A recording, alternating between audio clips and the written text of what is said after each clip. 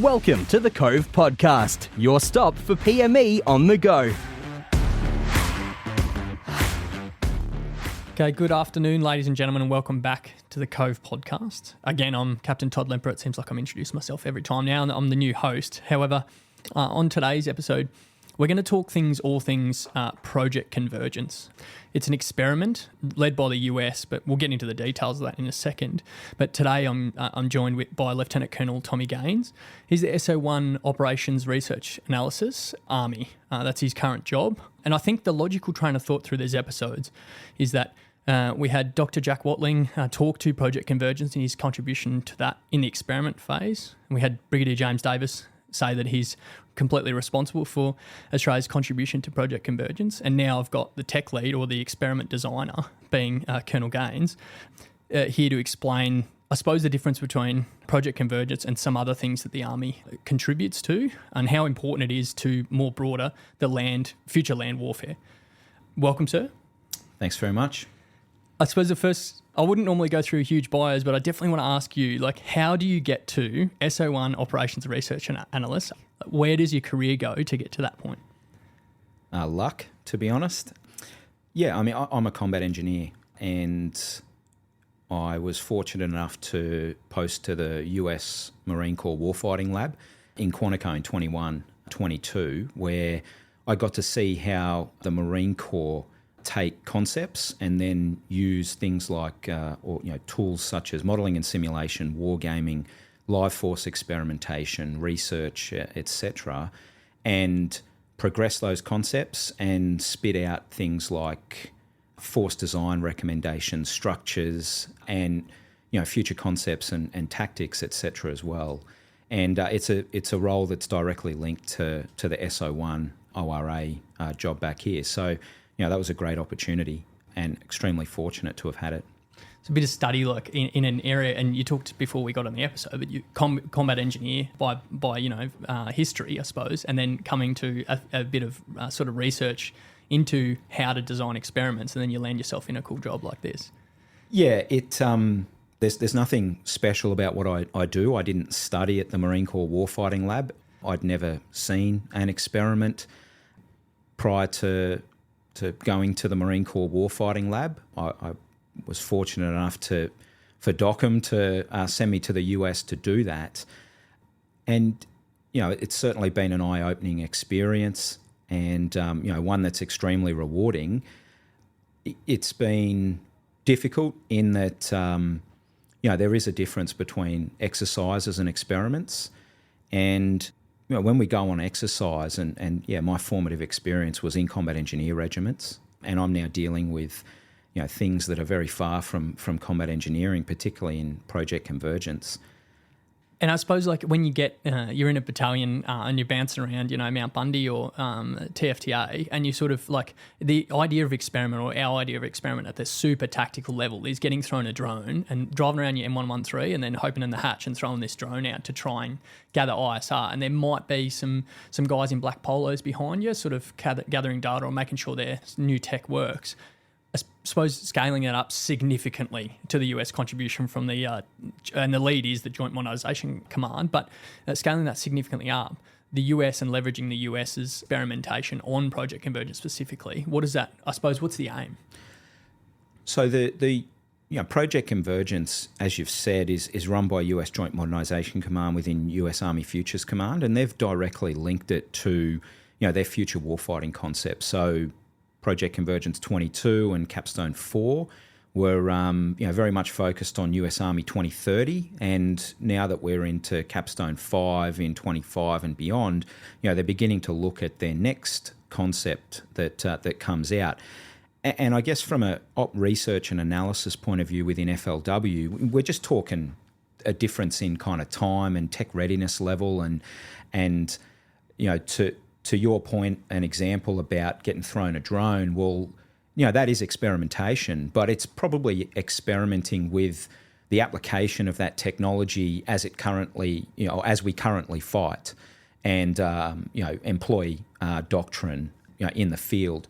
where Project Convergence kind of sits and where Op Research and Analysis in FLW sits is a little further to the left. So with technology that has a lower technology readiness level, with emerging concepts for how we intend to fight in the future and against an adversary and in a future operating environment as well. And so, it's not as definitive or detailed as, being able to hand someone a drone and say, does this improve your ability to see deeper or something like that? There's a few more unknowns and uncertainties and, a lot broader kind of questions that Project Convergence seeks to provide a venue with which to explore and test. And I suppose that venue, I'm going to let the cat out of the bag. I was the battle captain on Project Convergence 22. So the first iteration, now Australians have contributed in the past prior to that point, but it's definitely the largest contribution that we had for Project Convergence for the first time. We've been through a number of another iteration after that, and Project Convergence 25 or Capstone 5 is coming up in the future. But for me, from the outsider looking in, it's a far more sort of defence industry literally leaning in and handing all this stuff to the warfighters. The US call it transforming in contact, but giving up and coming capabilities to brigade-sized units at scale to gauge their expected impact in the field. Like in the US itself, 100 odd Australian contingent went over, including myself, to Camp Pendleton, which is in California, and then Fort Irwin, 40 minutes north of Barstow, also in California, a national training centre. Can you just explain what we did on Project Convergence 22? And then I suppose the lead-on question is, where did we go in Project Convergence 24? Yeah, thanks, Todd. So I'll take a step back. And so Project Convergence is AFC's capstone experiment event. And having experienced the Marine Corps, has smaller than the US Army and now being a part of US Army experimentation, you will be just amazed at the resources and scale and scope of what they're able to do. For example, the amount of technologies that they've solicited interest from or sponsorship of for Capstone 5 is over 200 at the moment.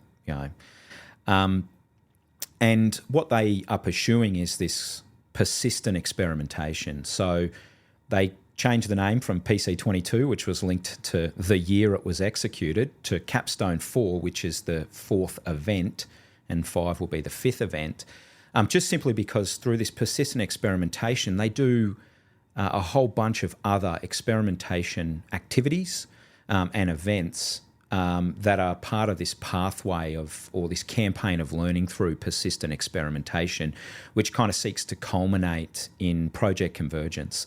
And so you're right, PC22 was the first time that foreign nations were invited to attend, and that was Australia and the UK, and it was really eye-opening, I think, to that contingent, and it it was a wonderful way to just go in and orient on just what the activity is and what is and is not possible, and certainly having led the design of PC-C4, there was a lot of really valuable lessons learned on 22 that informed how we approached PC Capstone 4. The premise behind Project Convergence was Combined Joint All-Domain Command and Control, CJAD-C2. It's a great acronym, underpinned by Combined Joint All-Domain Situational Awareness. And to your point, it was broken down, and this theme has continued through Capstone 4 and Capstone 5, broken down into two parts. And the first part was really that US joint force, and then on 22, the first time they made it combined joint force for the purpose of integrated fires. So CJADSA, and then offensive fires and defensive fires in a A2AD threat environment. And then part two was very much focused on US Army Corps and below, and that's in the dirt at the National Training Centre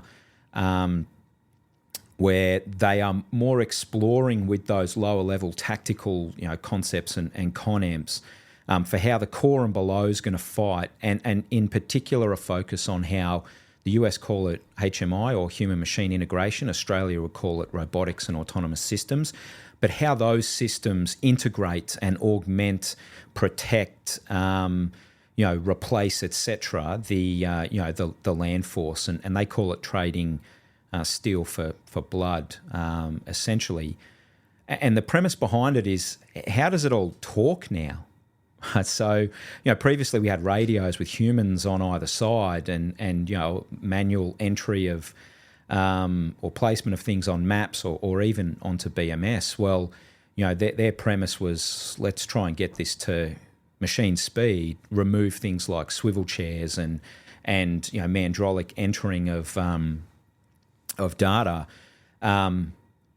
But with all of these new systems, it's like, how do they talk to one another? You're now trying to bring in the entire US Joint Force and make sure they all have the same common operating picture or common intel picture for the purpose of conducting targeting and things like that. And you would have seen on PC 22 the issues they had with the network. That improved on Capstone 4 thanks to those lessons. But so on 22 we went over and we experienced that friction, but it was insightful and eye-opening. And the amount of people that we deployed over actually reduced on Capstone 4, because it's not a CPX. It's not a training activity. Training is a potential secondary outcome. But it's a pretty unique activity in that when we go out and do an exercise,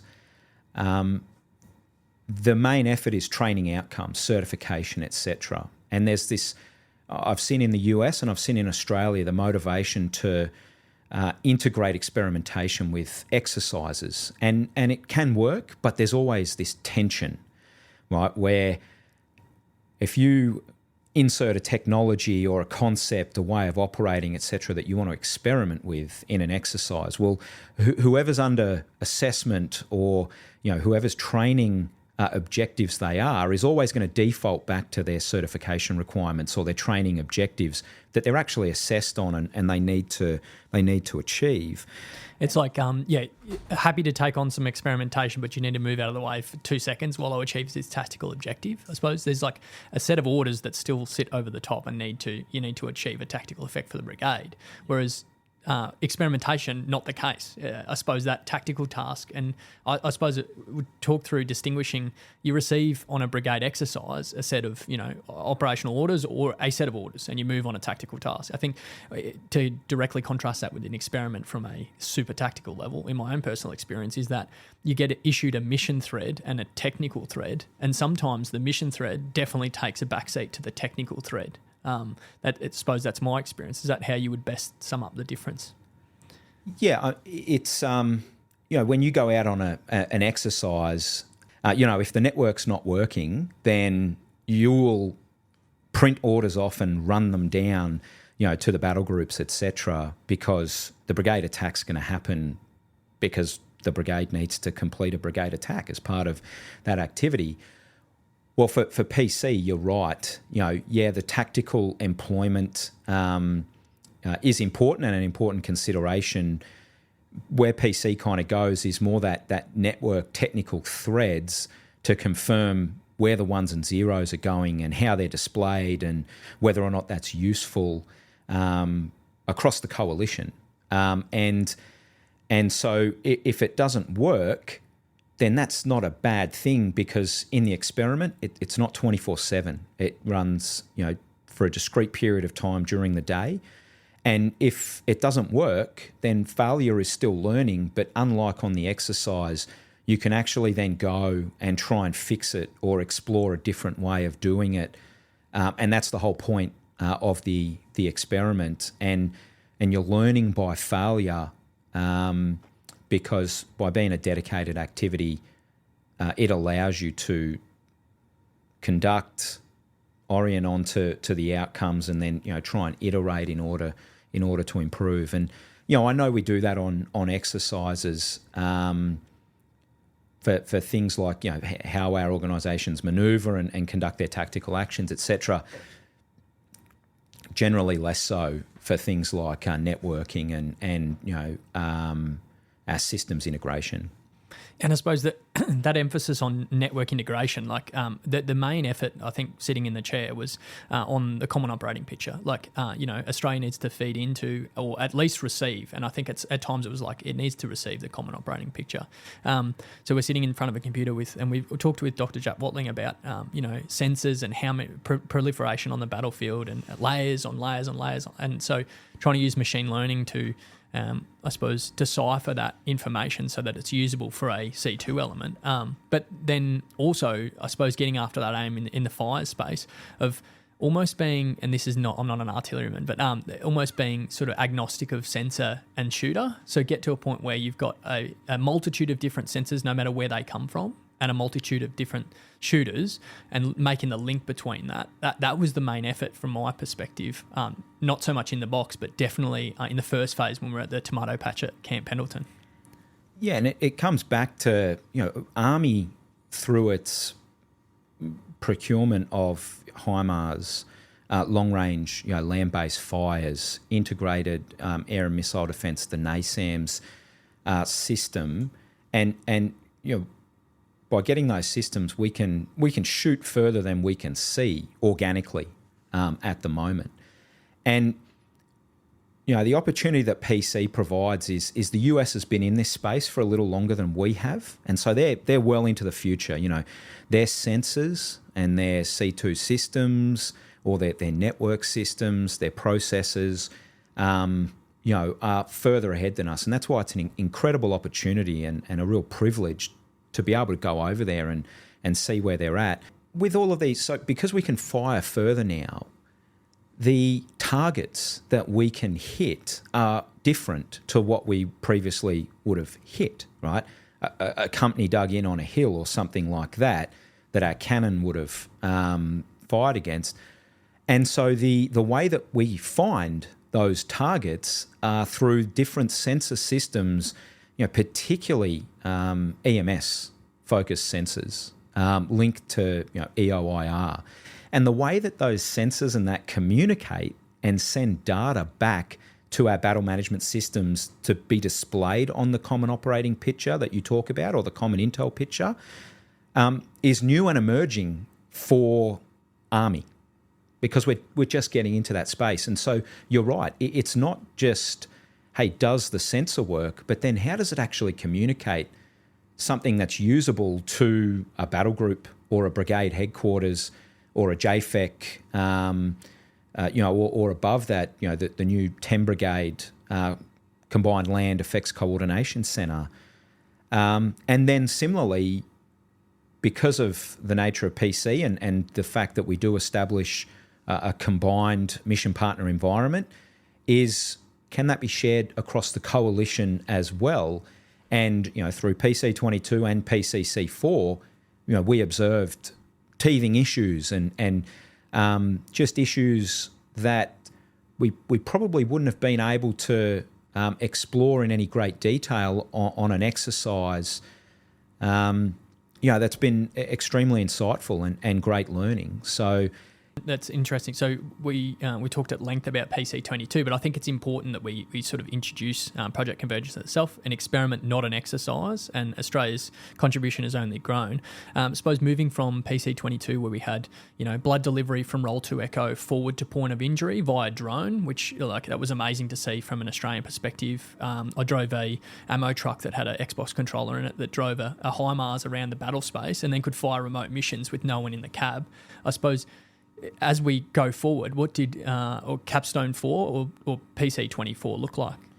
So Capstone 4 saw us integrate into the integrated fires part at Camp Pendleton, really with the very nascent elements of 10 Brigade, and also the NASAMS Fires Distribution Centre as well, which was the first time that system had actually connected up to anything other than itself.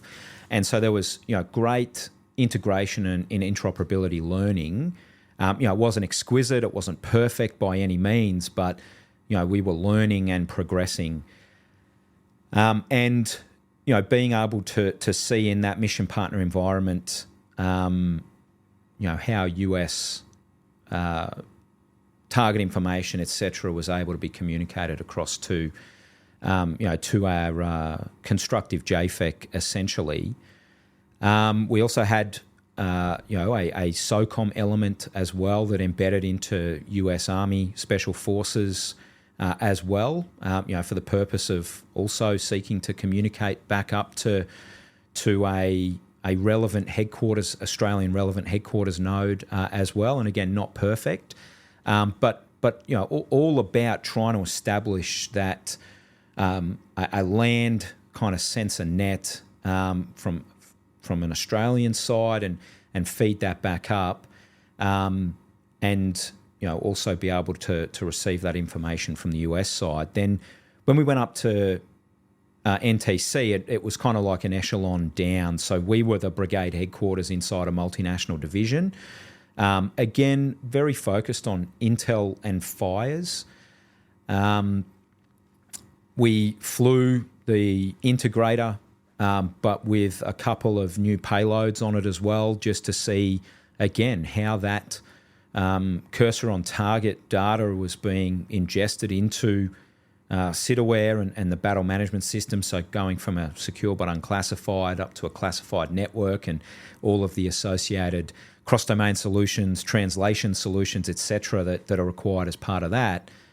And that was instructive as well, not just observing those payloads, but how the data was transferred. And another key thing we did on Capstone 4 was New Zealand Army participated for the first time, and we integrated a kind of replicated battle group LOCON to the brigade as well, and got after that they are now fielding a digital fire control system, ArcFire. It operates off VMF.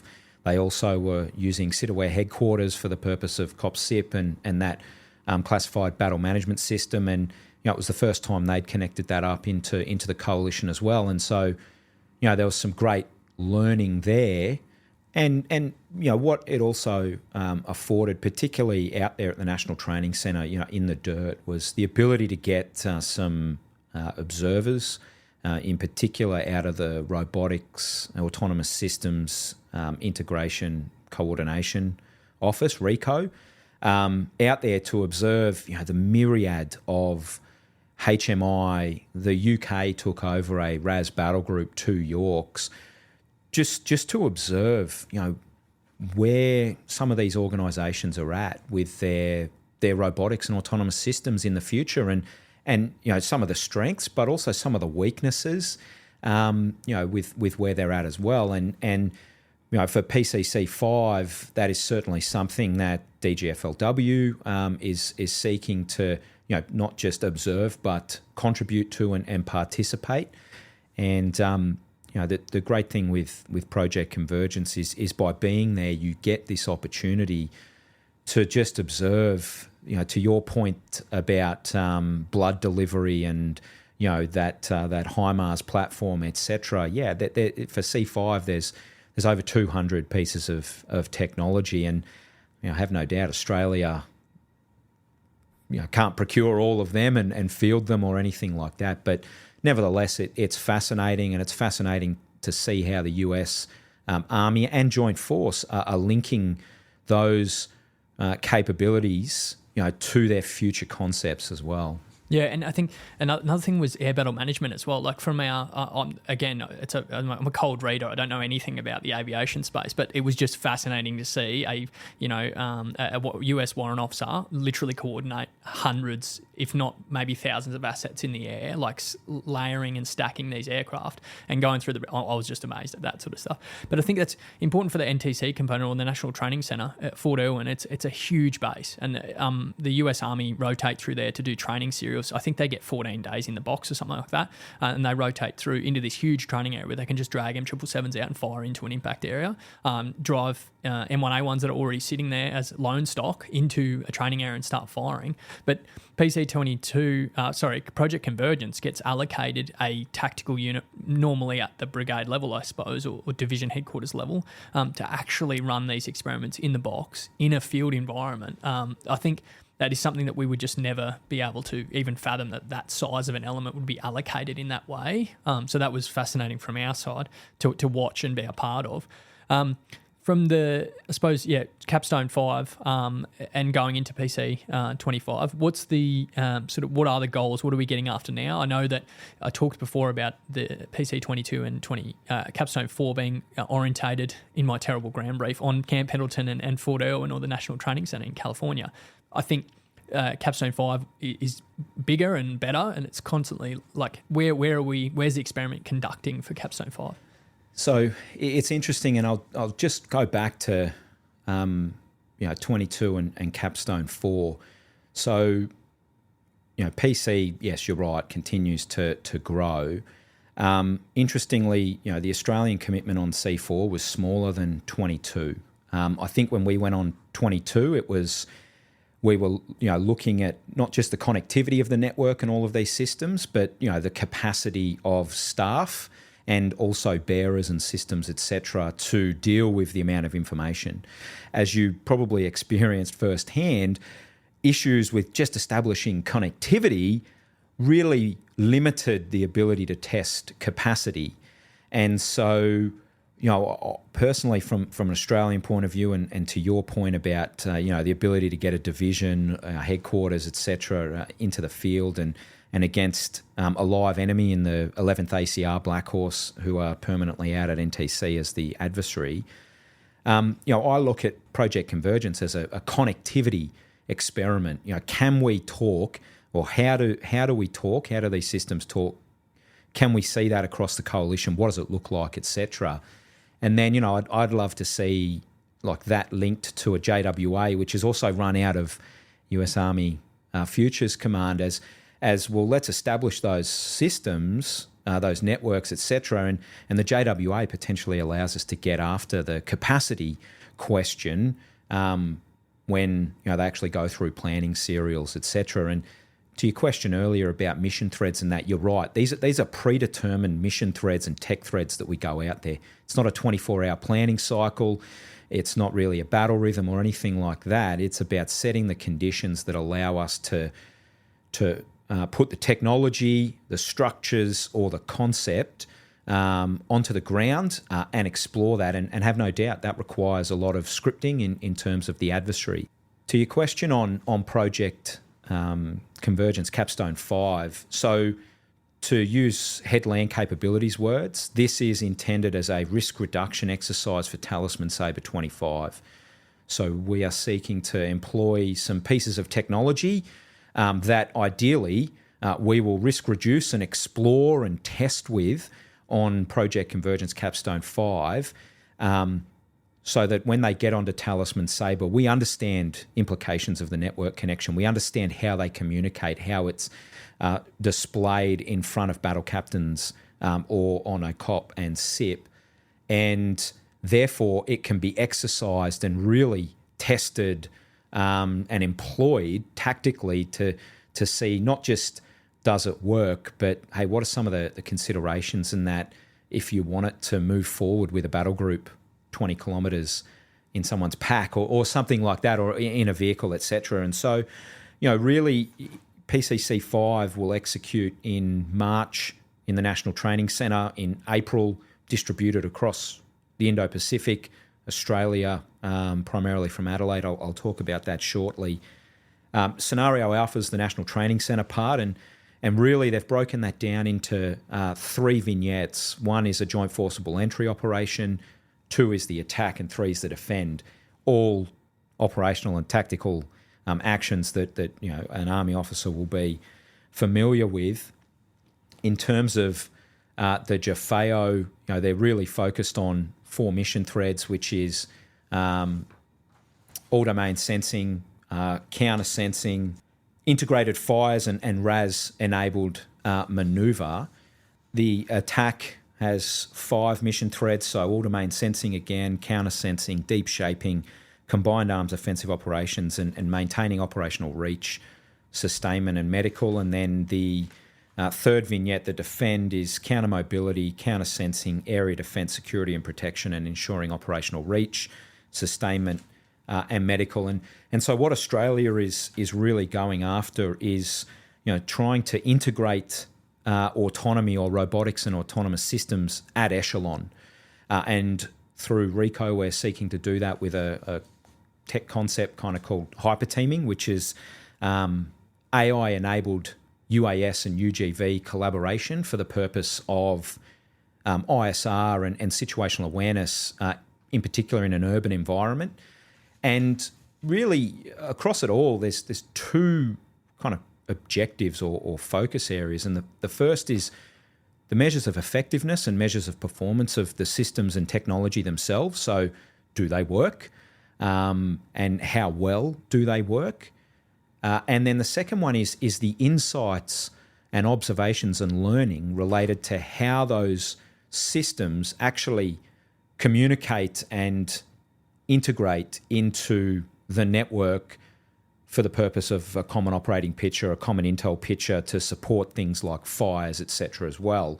So, this hyper teaming should be sending information back, ideally on the enemy disposition, laydown, etc., in an urban environment that's going to, in the JFAO, support a manoeuvre commander to confirm or generate a course of action or plan, to actually assault and clear that urban terrain. The second area that we're looking at is to explore counter-UAS systems and their integration consideration. So, they're going to do that by throwing swarms of live drones from the Red Force across not just our counter-UAS systems, but other nations as well, and allow things like comparative analysis on those systems. But, importantly, how that actually communicates back. To your point about air battle management, well, if this is feeding back into a battle group common operating picture or common intel picture, and there's 50 air tracks now on a layer, is that useful for a battle captain or something like that? Well, what can we do to make that more useful? It's probably useful for the person on the ground that's commanding that element and then going to be directing the effector against it. But, all these things, we're not sure how it looks. We're not sure things like update rates, latency, and things like that of how these systems communicate, that as to, what's possible and what it looks like. The third objective, and these are not in priority order, relates to exploring sustainment systems, integration across the coalition as well. That's being led out of DLOG Plan's Army, and we'll actually work with the UK on that. Autonomous sustainment and supply tracking, and feeding that back into a logistics common operating picture as well, which is not something that we have at the moment. 4 is exploring integration of terrestrial deep sensors to long-range land-based fires. We'll have special forces integrated with USASOC and UK special force elements as well. In the deep, in particular, contributing towards those deep shaping and deep sensing kind of concepts as well, and then linking those to organic, particularly loitering precision munition strike, but also back to long-range land-based fires like HIMARS, etc., at the division and core level, again, that Australia can now contribute towards. And then 5 is fires and C2 integration with New Zealand Battle Group at echelon, so progressing what we did with the New Zealanders on Project Convergence Capstone 4, and as they learnt as well, expanding that to test interoperability, to a greater amount than what we did on Capstone 4. So that's scenario alpha up in the dirt, and we will have in particular elements of 1st Armoured Regiment, the Experiment Force, operating these bits of kit alongside the UK RAS Battle Group that's coming back, And I think it's important to plug the Land Network Integration Centre as well, because that was my first exposure, but they definitely took the lead on the majority of the comms piece, data, like the entire common operating picture, and trying to get that across our our brigade headquarters and division headquarters as well. So definitely not an exercise. And when we see task orders come through, we know now that this is an experiment. On scale that we unsurpassed. I don't think we'd ever see that sort of scale if we weren't on Project Convergence, and the resources that are thrown at this are unparalleled and absolutely eye-opening. Yeah, so great plug for LNEC. They were fantastic. I am a combat engineer. The fact that I know what VMF is really disappoints me. To your point about an experiment, not an exercise, for example, Land Network Integration Centre bring the coalition test environment, which is a replica of the operational mission partner environment that OneDiv operate, except it's a standalone, kit. That means that we can connect up these experimental technologies. We can connect up to a coalition or multinational partner environment, etc., with no risk to the operational network for things like security, etc., because we can just wipe it at the end of the activity. And again, when the system crashes for whatever reason, which would seem like failure, but is learning. Let's be positive, it's learning. We can rebuild it and go again. And then the second part of Capstone 5 is Scenario B. So rather than sitting on Camp Pendleton, everyone in tents, like you'd have experienced on 22 and we saw on Capstone 4, the intent is to actually establish a distributed network centred on Indo-PACOM and USAPAC in Hawaii for the purpose of that CJADC2 and integrated fires.